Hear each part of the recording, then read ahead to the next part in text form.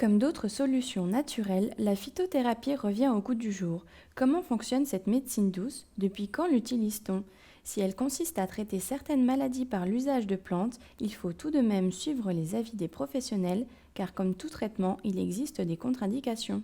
La phytothérapie est un terme qui vient du langage grec, donc qui veut dire phyto, qui veut dire plante, et thérapéa, qui veut dire traitement.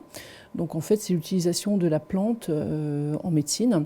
Alors on choisira plus en médecine allopathique, donc la phytothérapie. Par contre, en médecine traditionnelle, on parlera plus de phytologie, puisque là, on va utiliser plus le totem de la plante pour la globalité, soigner la globalité de l'individu. Et elle est très ancienne, puisqu'on la retrouve dans de nombreuses civilisations. On va la retrouver sur des tablettes sumériennes, donc qui datent de plus de 2200 ans avant Jésus-Christ, où là, on aura une prescription de 15 plantes qui sont par exemple le chanvre, le thym. On la retrouvera aussi chez Avicenne, qui est un médecin arabe, qui l'a noté dans ses écrits, chez Hippocrate. On retrouvera aussi beaucoup de notions de phytothérapie, enfin de phytologie plutôt, plus exactement, à l'école de Salerne en Italie. Et donc plus près de nous, on a eu un déclin donc, de l'usage de cette phytothérapie avec l'arrivée des antibiotiques et de tout ce qui était médicaments chimiques. Et cette phytothérapie est revenue un petit peu au goût du jour avec l'essor de l'acupuncture, de l'homéopathie et de la naturopathie. Il y a quand même quelques précautions, quelques contre-indications. Donc il faut, à mon sens, avoir recours à un professionnel de santé, qui est un médecin, un naturopathe ou un pharmacien, pour être vraiment bien dans les clous des indications et surtout éviter les contre-indications. Donc, alors il faut être très très vigilant par rapport aux enfants, puisqu'en fait il va falloir adapter la posologie par rapport au poids, à la taille et à l'âge de l'enfant. Et après aussi être très vigilant avec les femmes enceintes. Il faut faire attention aussi aux personnes qui ont des traitements, puisqu'en fait on a des interactions avec les traitements chimiques, notamment les personnes qui vont avoir une hypertension, il ne faudra pas leur donner de la réglisse, puisqu'en fait c'est contre-indiqué. On va majorer l'hypertension. Il ne faut surtout pas dépasser ces doses prescrites. Tout ce qui vous a été conseillé, même si ça vous paraît une petite goutte, ce sont des principes qui sont très forts, donc il faut vraiment respecter les prescriptions. Ne pas faire d'automédication, ça me paraît très important, puisqu'une plante a vraiment des indications particulières et elle ne peut pas être mise un petit peu à toutes les sauces. Une solution naturelle donc, mais tout de même assez complexe à appliquer.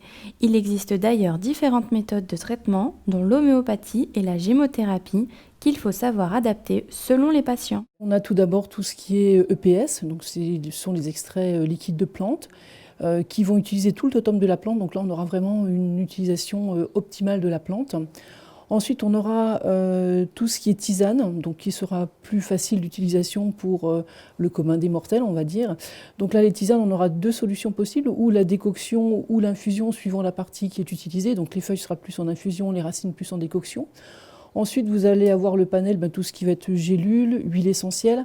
Ensuite, on a tout ce qui est cataplasme, qui peut être utilisé en local. Et puis après, on a la gémothérapie, qui, elle, va utiliser plus les jeunes pousses, les bourgeons. Et l'homéo, qui est un petit peu différent par rapport à la gémo, puisque l'homéo, ce n'est pas tellement sur le principe actif, mais plus sur la signature du principe actif, puisqu'il y a une dilution qui est très très fine. C'est une utilisation un petit peu différente, mais bon, qui quand même fait partie de la phyto. Elle ne doit pour autant pas remplacer la médecine classique. Elle est généralement utilisée pour les troubles sans lésion, tels que les petites inflammations de l'estomac, les troubles rhumatismaux et autres maladies bénignes. L'Académie de médecine reconnaît la phytothérapie.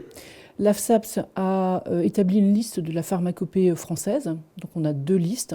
On a une liste A qui retrace toutes les plantes qui ne sont pas toxiques pour la santé.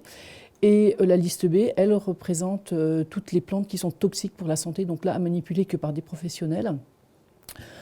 Les personnes qui sont susceptibles de prescrire cette phytothérapie, ce sont bien évidemment les médecins, les pharmaciens, les vétérinaires qui, eux, vont prescrire. Par contre, les naturopathes, eux, vont conseiller la phyto. Et il faut savoir que le pharmacien est vraiment le dernier verrou qui va permettre de détecter une erreur de prescription, une erreur de posologie. Donc vraiment, quand on veut utiliser la phytothérapie, même si on va l'acheter sans avoir de prescription, bien passer par un pharmacien. Ça me paraît important. Une réaction? Un témoignage? Commentez ce reportage sur dijonsanté.fr.